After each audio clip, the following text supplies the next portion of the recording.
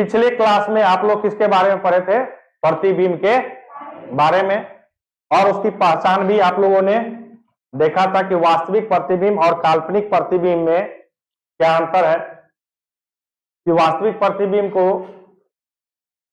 किसके द्वारा? सरल रेखा के द्वारा दर्शाया जाता है। वास्तविक प्रतिबिंब को पर्दे पर प्राप्त कर सकते हैं, और वास्तविक प्रतिबिंब का जो प्रतिबिंब जो मतलब क्या उल्टा होता है ना। लेकिन काल्पनिक में क्या होता है? प्रतिबिंब सीधा होता है, उसे डॉट लाइन के द्वारा दिखाया जाता है, और उसे पर्दे पर प्राप्त नहीं किया जा सकता है। इसके बारे में आप लोग पढ़े थे। उसके बाद पढ़े थे समतल दर्पण पर बने प्रतिबिंब, और उसमें बोले थे कि ये दो टॉपिक में दो वीवीआई है, और ये दोनों वीवीआई किस पे है? 2 मार्क्स में। किसमें? 2 मार्क्स में। कौन कौन? एक है, पूछेगा क्वेश्चन इस प्रकार से कि वास्तविक प्रतिबिंब और काल्पनिक प्रतिबिंब में अंतर, और दूसरा क्वेश्चन पूछेगा क्या कि समतल दर्पण द्वारा बने प्रतिबिंब की विशेषताएं को लिखे या गुण को लिखे। ठीक है, कोई दिक्कत नहीं है। आज का जो टॉपिक है वो आपका दर्पण से संबंधित स्टार्ट होने वाला है, और ये बहुत ही इंपॉर्टेंट टॉपिक है, क्योंकि दर्पण में आप यहां समझिएगा तभी जाकर के आगे क्या होगा, पूरा का पूरा क्या होगा, दर्पण आपको समझ में आएगा। ठीक है ना। तो चलिए आज हम लोग स्टार्ट करते हैं नया टॉपिक। तो पहला नया टॉपिक है पार्श्व परिवर्तन। कल भी आप लोग को ये थोड़ा सा हिंट दिए थे बच्चों कि पार्श्व परिवर्तन क्या होता है। कहा था कि जब किसी दर्पण के सामने आप जाते हैं, किसी समतल दर्पण के सामने जब आप जाइएगा, तो जब आप बाएं हाथ को उठाइएगा तो उसमें आपको दायां हाथ दिखाई देगा, और जब दायां हाथ को उठाइएगा तो उसमें बायां हाथ दिखाई देगा। इसी परिवर्तन को क्या कहते हैं हम लोग? पार्श्व परिवर्तन कहते हैं। तो जैसे देखिए कहता है कि जब किसी दर्पण के सामने किसी वस्तु को ले जाते हैं तो उसके बाएं भाग को उठाने पर दर्पण में दायां भाग दिखाई दे, और दाएं भाग को उठाने पर दर्पण में क्या, बायां भाग दिखाई दे। तो इस परिवर्तन को ही क्या कहते हैं बच्चों? पार्श्व परिवर्तन। जैसे फॉर एग्जांपल ये व्यक्ति देखिए फिगर है, यहां पर क्या है आपका एक दर्पण है, इसके सामने क्या है, एक लड़का खड़ा है, ये अपना दाहिना हाथ को क्या है, उठाया हुआ है, लेकिन इसमें इसको क्या दिख रहा है, बायां हाथ दिख रहा है, दिख रहा है ना। तो इसी परिवर्तन को क्या मतलब कि उठाया राइट हैंड और दिख रहा उसमें क्या, लेफ्ट हैंड, ठीक है ना। तो इस परिवर्तन को हम लोग क्या कहते हैं, पार्श्व परिवर्तन कहते हैं। कोई दिक्कत नहीं है। चलिए अगला टॉपिक आपका क्या, गोलीय दर्पण। गोलीय नाम ही है गोलीय, तो गोलीय का मतलब क्या, कोई गोला होगा, क्या होगा, कोई गोला। और गोला किस रूप में होता है बच्चों, वृत्ताकार के रूप में, यानी उसका जो गोला का जो फलक होता है, सतह जो होता है वो किस रूप का होता है, वृत्ताकार के रूप में। तो समझिएगा, कहता कि गोलीय दर्पण उस दर्पण को कहते हैं जिसकी परावर्तक सतह किसी खोखले गोले का एक भाग होता है। गोलीय दर्पण प्रायः कांच के टुकड़े को रचित करके कलई, यानी रचित मतलब कलई करके बनाया जाता है। अब समझिएगा यहाँ पर क्या कह रहा है आपका, कह रहा है कि गोलीय दर्पण कहते किसे हैं, तो कहता है कि गोलीय दर्पण उस दर्पण को कहते हैं जिसकी परावर्तक सतह, परावर्तक सतह मतलब क्या है कि जहां से प्रकाश टकरा करके क्या होगी, लौटेगी। परावर्तक सतह का मतलब क्या बच्चों, कि वैसा सतह जिससे प्रकाश के किरण क्या होगी, टकरा करके लौटेगी। कहता कि परावर्तक सतह किसी खोखले गोले, खोखले गोले का मतलब क्या है, गोला तो है लेकिन बीच का भाग क्या है, खोखला। खोखला मतलब खाली है। जैसे फॉर एग्जांपल रिंग, रिंग हम लोग पहनते हैं ना, तो सतह तो होता है, गोला ही रहता है, लेकिन बीच का भाग क्या रहता है, खाली होता है कि नहीं होता है, समझ रहे हैं ना। तो कहता कि खोखले का एक भाग होता है। कहता गोलीय दर्पण प्रायः कांच के टुकड़े को रचित करके, यानी क्या है, कांच के टुकड़े से बनाया जाता है, यानी रचित कहिए या कलई कहिए, कैसे, तो समझिएगा फिगर से। मान के चलिए क्या है, एक गोलाकार है जिसका भाग ये बीच वाला भाग क्या है, खाली है, जिसका ये बीच वाला भाग क्या है, खाली है। अब जब इसमें दर्पण बनाना है तो यहां से 2 दर्पण बनता है बच्चों। कितना दर्पण, हाँ, यानी क्या गोलीय दर्पण कितने भागों में बटा होता है? दो भागों में, एक होता है अवतल और दूसरा क्या होता है? उत्तल। अब इसका जो सतह होता है बच्चों, जैसे हमारा रिंग है, तो रिंग का क्या सतह? दो सतह, एक ऊपर से जो दिखता है हमको, एक होता है जो हमारे क्या किससे सटा हुआ रहता है? उंगली से। उंगली का मतलब क्या? चमड़ा। चमड़ा मतलब क्या? त्वचा से। किससे? त्वचा से। यानी एक सतह क्या होता है? आपके त्वचा से सटा हुआ रहता है, नीचे वाला अंदर वाला भाग रिंग का, और रिंग का जो दूसरा भाग होता है जो हमको स्पष्ट ऊपर से ही दिखाई देता है। तो उसी तरह मान के चले एक ये एक होता क्या, ये है आपका क्या, इधर से समझिएगा ध्यान से एकदम पूरा बढ़िया से, यानी एक अंदर वाला भाग होता है ना? हाँ या ना? एक अंदर वाला भाग होता है जिसको हम अभी रेड कलर से दिखा रहे हैं आपको।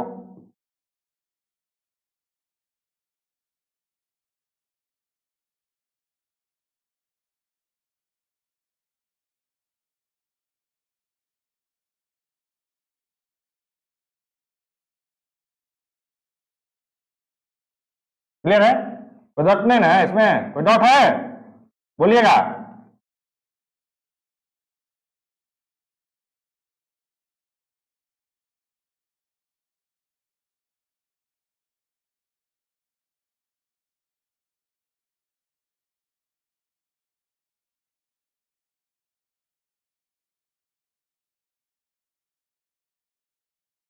ठीक है, दूसरा जो आपका सतह है बच्चों, ये क्या है आपका? बाहरी है ना? बाहरी जो आपको क्या आता है? दिखाई देता है आसपास।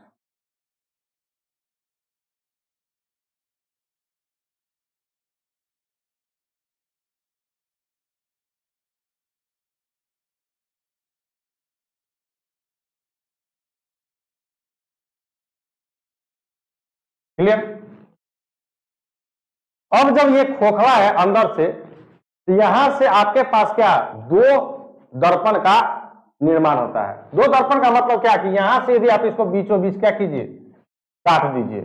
ठीक है, तो अब जब हम इस भाग को क्या करेंगे, रचित करेंगे। क्या करेंगे? यानी इधर से कलई करेंगे, इधर से क्या करेंगे? रजतित करेंगे। यानी क्या? कलई करेंगे। कलई का मतलब क्या? पेंट करेंगे। आप लोग देखते होंगे कि आपके जो शीशा है ना, दर्पण जो है, उसके पीछे क्या रहता है? कलई किया हुआ रहता है। और कलई क्या चीज से? लोहा का, हाँ, आयरन के लेप से क्या किया जाता है? किया जाता है। और भी चीज से लेप लगाया जाता है, एल्युमिनियम का भी लेप रहता है, सिल्वर का भी लेप चढ़ाया जाता है। तो डिपेंड करता है कि आप कितना अच्छा क्वालिटी का क्या करते हैं, मिरर खरीदते हैं। तो ये जो आपका यहां पर है, ये जो गोलीय मिरर है आपका, मतलब क्या, स्फेरिकल जो मिरर है, यानी गोलीय जो दर्पण है, तो ये जो गोलीय दर्पण जब हम बाहर से रचित कर दिए, तो इसका अंदर वाला भाग क्या हुआ आपका? परावर्तक सतह हुआ कि नहीं हुआ? हाँ या नहीं? क्योंकि हम इधर तो रंग दिए, इधर से तो प्रकाश अब लौटेगा नहीं, क्योंकि मान के चलिए इसको हम बीचों बीच काट दें तो इस प्रकार बनेगा एगो फिगर, एगो इस प्रकार बनेगा। हाँ या नहीं? जब दोनों को सटा देंगे तो फिर ये गोला बन जाएगा। तो जब हम ये अभी दर्पण है, अभी कुछ इसको रंगे तंगे नहीं है, तो जब हम इधर से रंग देंगे तो ये मेरा इधर से क्या हुआ? इधर से कलई हो गया, तो इधर पेंट चढ़ गया एक सतह से, तो इधर बन गया क्या आपका? परावर्तक सतह। यानी टकराने वाला जो भी प्रकाश आएगा इधर से टकराएगा, इधर से ही लौटेगा। दूसरा, अभी इसमें बाहर से किए हैं, इसमें यदि हम भीतर से कर दें तो इधर बन गया इसका क्या? परावर्तक।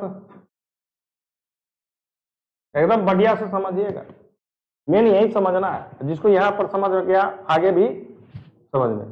यानी क्या कि ये बन गया क्या? जिसका धसा हो, जिसका परावर्तक सतह कैसा है? धसा है ना। इसमें परावर्तक सतह क्या है? उठा हुआ है ना, देखो ना, ये उठा हुआ है ना, फैला हुआ है ना उधर। इसमें क्या है? तो धसा हुआ वो बन जाएगा क्या? अवतल दर्पण क्या बनेगा, और जिसमें उठा है उसको वो बन जाएगा क्या आपका नामे है, देखिए ना, उत्तल मतलब उठा, अवतल का मतलब क्या धसा। क्लियर है। अब मान के चलिए ये जब यदि क्या है गोलीय वृत्ताकार सर्कल है तो इसका कहीं ना कहीं क्या होगा केंद्र होगा कि नहीं होगा केंद्र। तो इसके केंद्र को हम लोग क्या कहते हैं,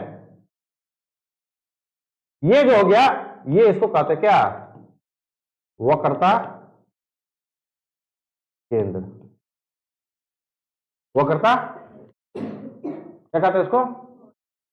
अब केंद्र से परिधि के बीच की क्या दूरी होती है, मैथ में पढ़े हैं, केंद्र से परिधि के बीच की दूरी को क्या कहते हैं त्रिज्या।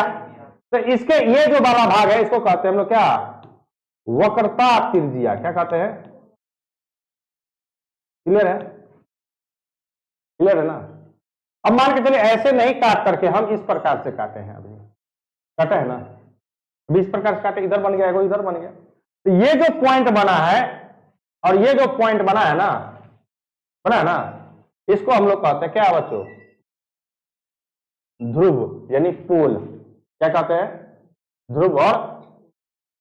और इन दोनों ध्रुव यानी केंद्र से होते हुए, कौन केंद्र से वक्रता केंद्र से होते हुए दोनों ध्रुवों को मिलाने वाली यानी इस ध्रुव को और इस ध्रुव को जो मिलाने वाली ये जो सरल रेखा है इसको कहते हैं क्या बच्चों प्रधान अक्ष, या इसी को कहा जाता है क्या मुख्य। क्लियर है हाँ या ना, सबका एकदम बारी से समझिएगा, बारी बारी से। कहता है कि जब आप किसी गोलीय दर्पण को काटिएगा तो दो दर्पण बनेगा, एक होता है उत्तल, एक होता है उत्तल का मतलब क्या उसका परावर्तक सतह क्या होना चाहिए उठा होना चाहिए। यानी क्या कि यदि हम इधर से बाहर से किए तो इधर क्या करना पड़ेगा अंदर से करना पड़ेगा, तब जाकर ये बन जाएगा उत्तल, इधर बन जाएगा अवतल। क्लियर है। अब ये गोला किसी न किसी तो इसका केंद्र होगा, क्योंकि गोला बनता किससे वृत्त से, तो वृत्त का क्या होता है केंद्र तो निश्चित होता है। तो जो इसका निश्चित केंद्र बिंदु है उस केंद्र बिंदु को क्या कहते हैं वक्रता केंद्र कहते हैं। फिर इसकी जो त्रिज्या, क्योंकि केंद्र से लेके परिधि के बीच की जो दूरी होती है उसको त्रिज्या कहते हैं, तो यहां पर इसको क्या बोलेंगे हम लोग वक्रता त्रिज्या। और ये जो दो ध्रुव है यानी जो कट जो रहा है तो कटेगा तो दो बिंदु बनेगा ना, उन दोनों बिंदु को क्या कहते हैं हम लोग ध्रुव कहते हैं, जिसको P से सूचित किया जाता है, क्योंकि ध्रुव का इंग्लिश में क्या होता है पोल। और इन दोनों ध्रुवों को मिलाने वाली सरल रेखा को क्या कहते हैं प्रधान अक्ष या मुख्य अक्ष। अब इसी का हम लोग क्या करेंगे डिफिनेशन समझेंगे कि प्रधान अक्ष किसको कहते हैं, वक्रता केंद्र किसको कहते हैं, वक्रता त्रिज्या किसको कहते हैं, परावर्तक सतह तो हम लोग पीछे पढ़ चुके हैं। ठीक है ना। अब इसके आधार पर हमारा दर्पण एगो बनता है, तो एगो उत्तल एगो अवतल। तो चलिए इस फिगर में कोई दिक्कत नहीं है मेन, हाँ बोलिए। क्योंकि वक्र के आकार का ना है, गोला जो होता है किसके आकार का होता है वक्र के आकार का ना बच्चों, क्योंकि ये सरल रेखा से नहीं ना बना है, ये बनता कैसा है वक्र, इसलिए इसको क्या कहते हैं यहां पर वक्रता केंद्र और वक्रता त्रिज्या। क्लियर है ना, कोई दिक्कत नहीं है। चलिए अब देखिए कि जो जो उसमें टर्म था यानी जो जो पद था हम उनको क्या करते हैं परिभाषित करते हैं। कहता कि ध्रुव, कहता कि गोलीय दर्पण के मध्य बिंदु को दर्पण का क्या कहते हैं ध्रुव कहते हैं। मध्य मतलब क्या बीचों, मध्य का मतलब क्या होता है, तो भाई किसी यदि हम इधर से काटेंगे तो बीचों बीचे में काटेंगे, तो बीचों बीच जो काटते हैं तो दो बिंदु, एक ऊपर एक नीचे, या बायां से दायां काटते थे बायां एगो, तो वही कहा था कि गोलीय दर्पण के मध्य बिंदु को दर्पण का क्या कहते हैं ध्रुव कहते हैं। और इसे क्या चीज से सूचित किया जाता है। क्लियर है। फिर है वक्रता केंद्र, तो कहता कि गोलीय दर्पण जिस दर्पण का भाग होता है, किसी न किसी दर्पण का भाग होता है, उस गोले के केंद्र को, उस गोले के यानी जिस गोला से हमने इसको बनाया है, खोखला गोला से बनाया ना, तो उस खोखले गोले के केंद्र को दर्पण का क्या कहते हैं? वक्रता केंद्र कहते हैं। और इसे क्या चीज से सूचित किया जाता है? सी से सूचित किया। क्लियर? फिर है वक्रता त्रिज्या। तो कहता गोलीय दर्पण के जिस गोले का भाग होता है, कहता गोलीय दर्पण जिस गोले का जो भाग है, उस गोले के त्रिज्या को ही दर्पण का क्या कहते हैं? वक्रता त्रिज्या कहते हैं। कहता कि त्रिज्या तो है ना, क्योंकि ये बना ही है जो हमारा गोलीय दर्पण किसी न किसी खोखला गोला से, तो उस गोला का जो त्रिज्या होगा ना, तो उस खोखले गोले के त्रिज्या को ही, उस खोखले गोले के त्रिज्या को ही क्या कहते हैं? वक्रता त्रिज्या कहते हैं। कोई दिक्कत है? फिर है आपका क्या?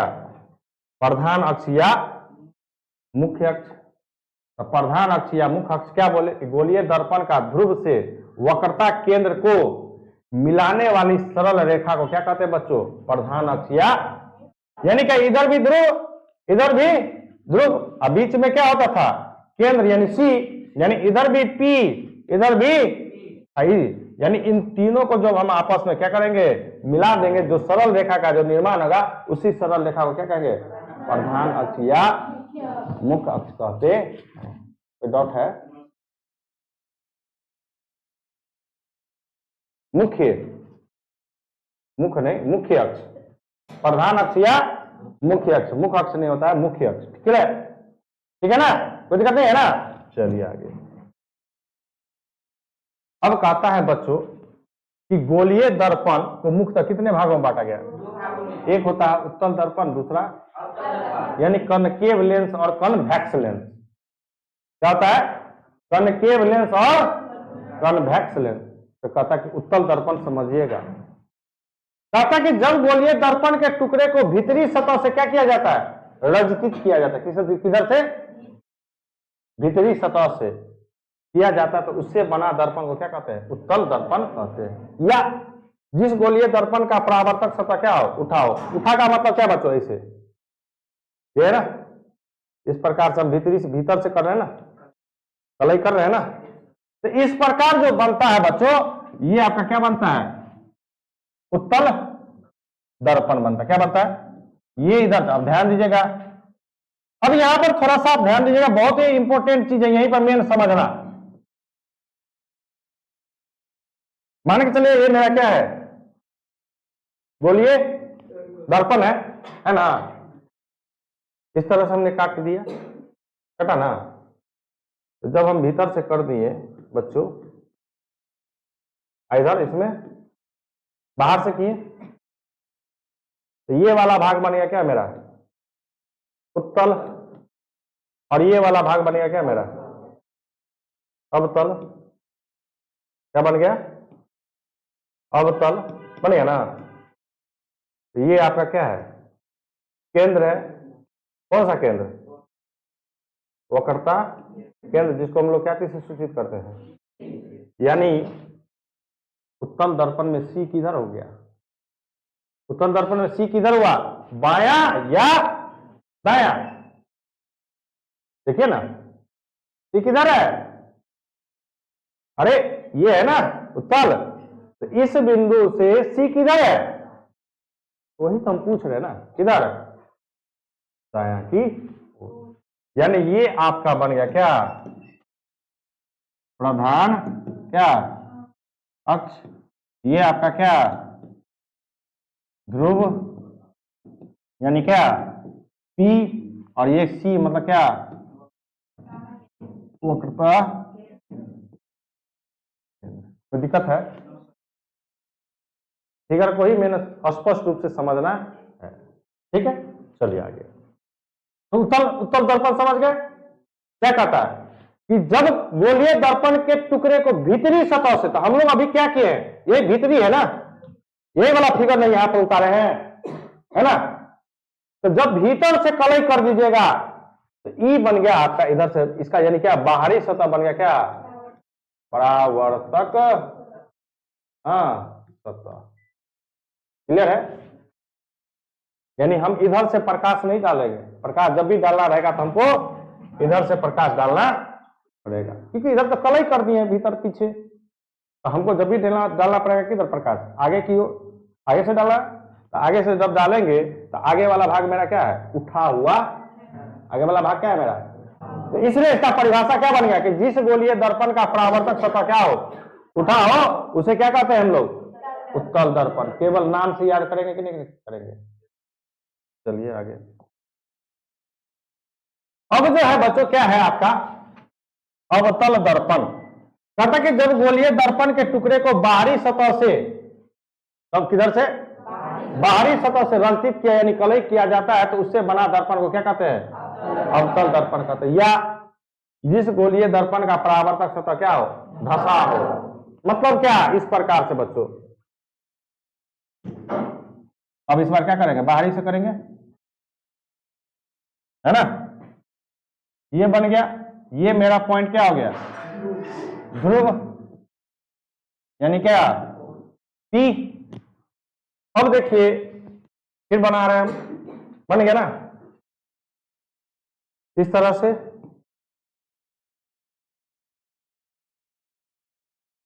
ये मेरा P है, ये मेरा, और ये मेरा क्या है C।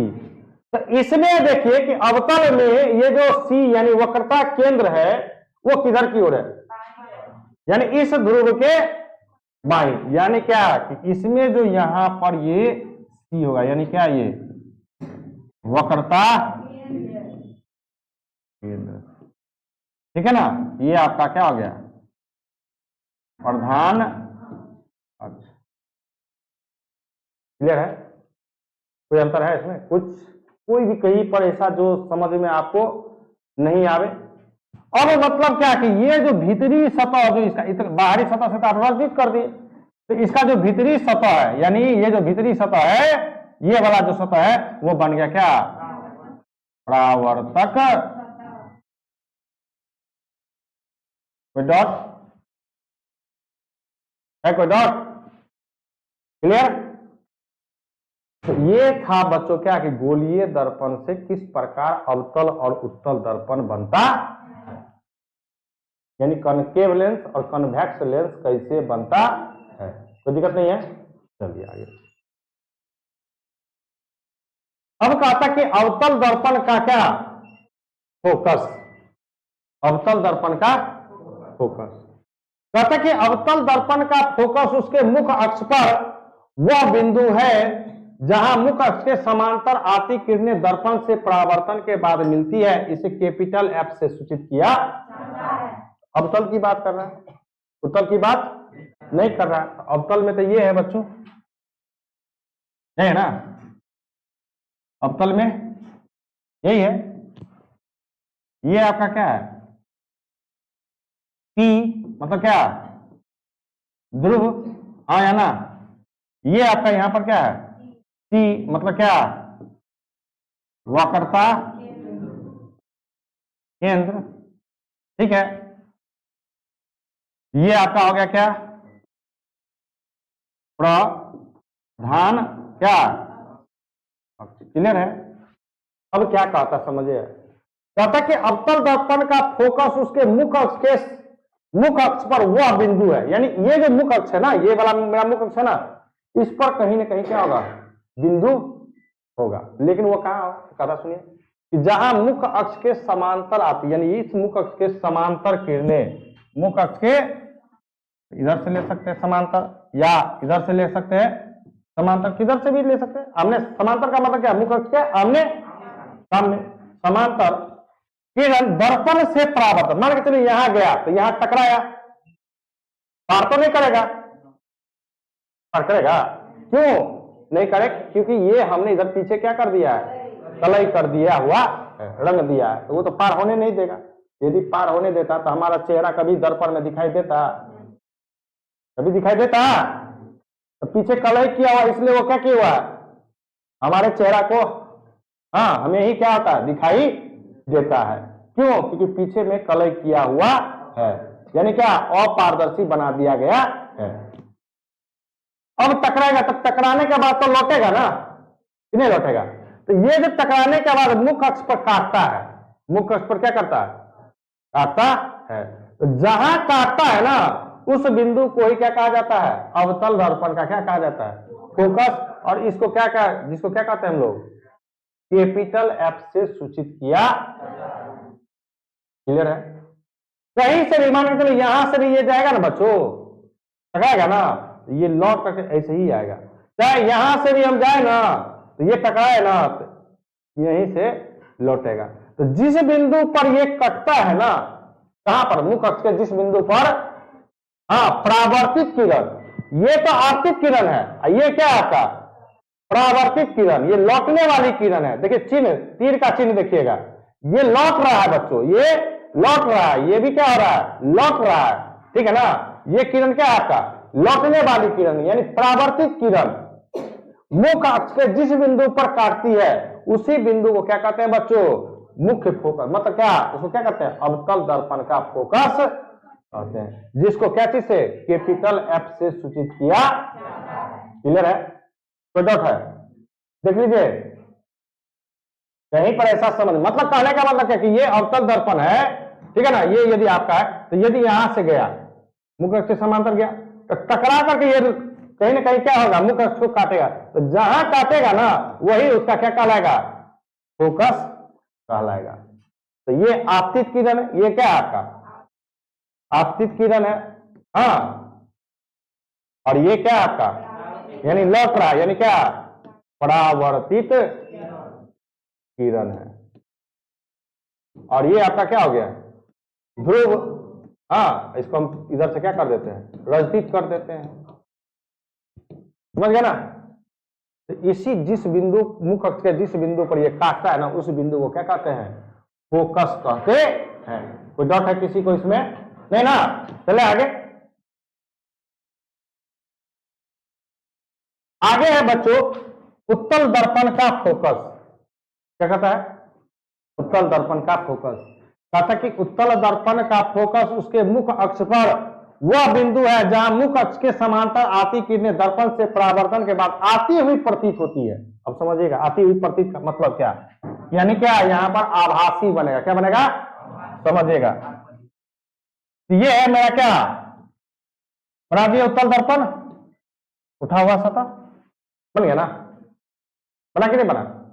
इसका परावर्तक सतह कैसा, ये उठा हुआ है ना जी, परावर्तक सतह,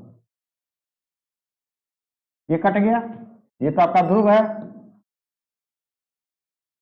अब इसमें वक्रता केंद्र किधर होता है, हाँ, यही सब मेन ध्यान रखना है, ये किसमें बाईं ओर होगा, किसमें दाईं ओर होगा। तो ये आपका बन गया क्या, सी, सी मतलब वक्रता केंद्र।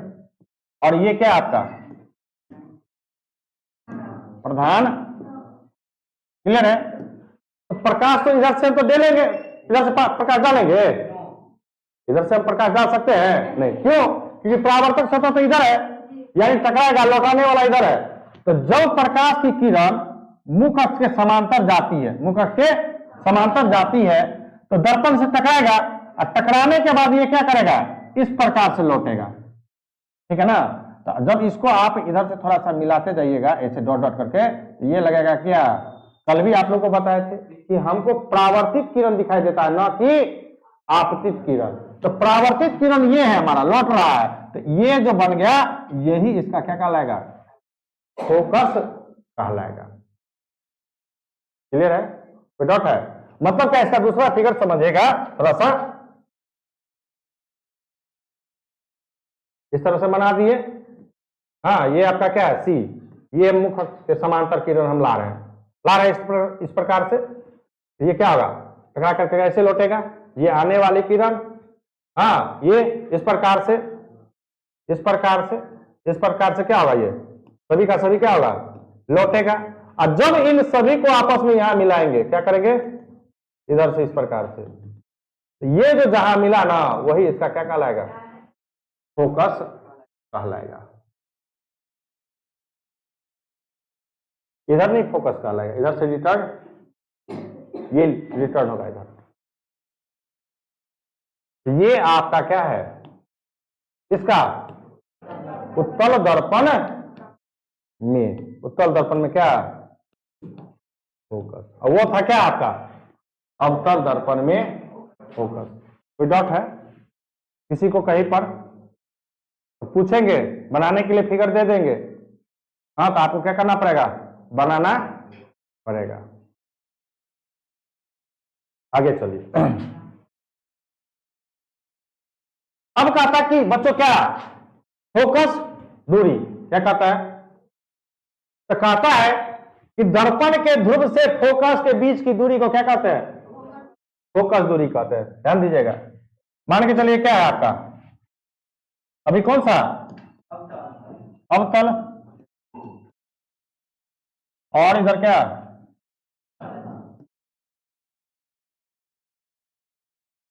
उत्तल दर्पण,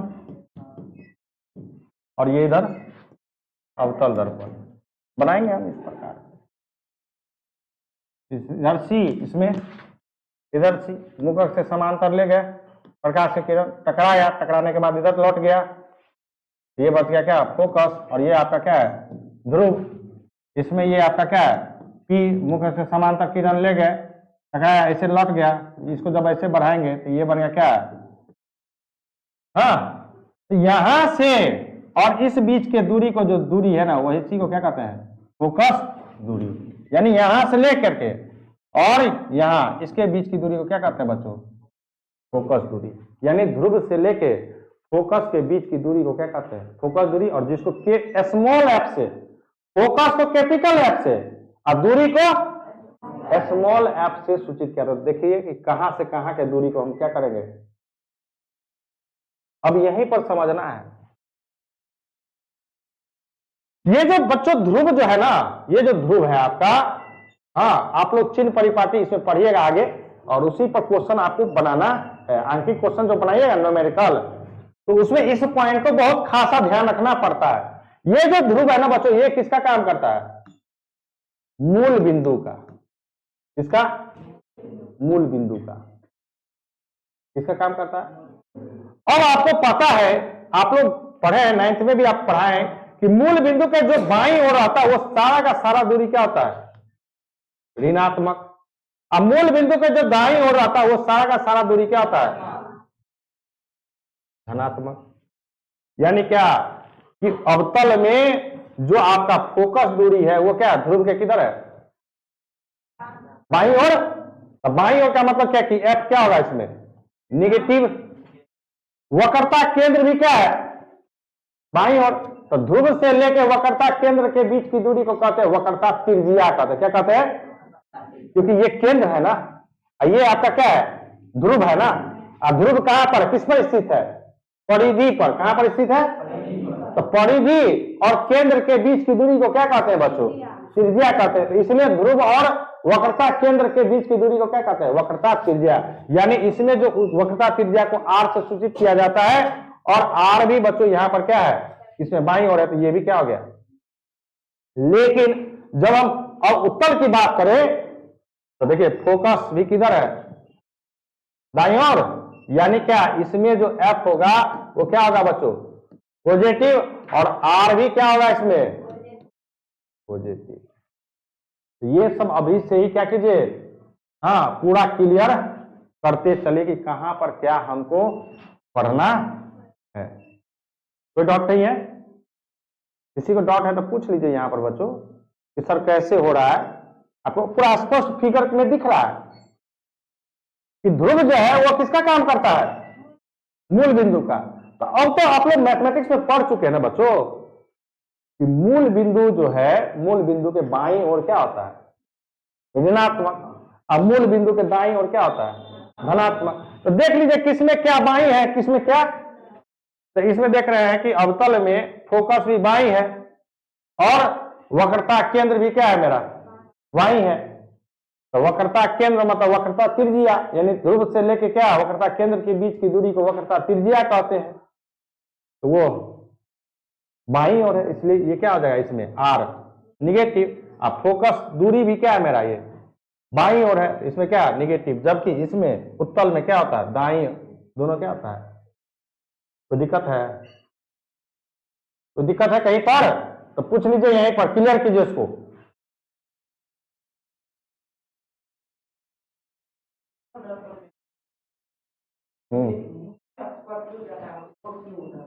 कौन किधर जाता है? आप जितना एंगल पर डालिएगा उतना ही एंगल पर न जाएगा। हाँ, तो ये इसमें वास्तविक प्रतिबिंब बनता है, इसमें क्या बनता है? काल्पनिक प्रतिबिंब बनता है।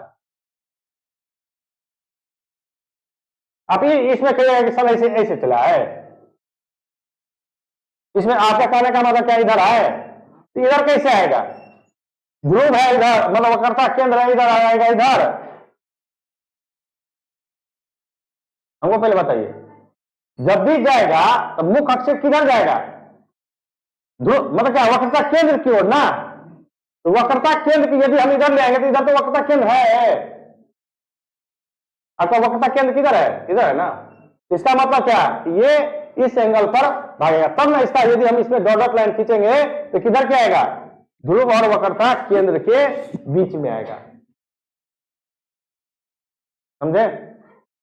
इसमें तो है, इधर ही है ना, इधर ही ना लौटेगा। क्लियर है? कोई डॉट है? अब क्लियर हो गया? चलिए, तो ये था बच्चों क्या आज का टॉपिक। कल फिर आप लोग के सामने वेरी वेरी इंपॉर्टेंट टॉपिक लेके आएंगे,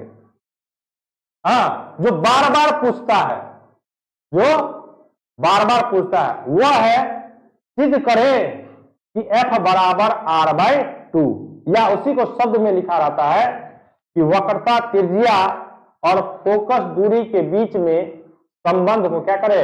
स्थापित करें।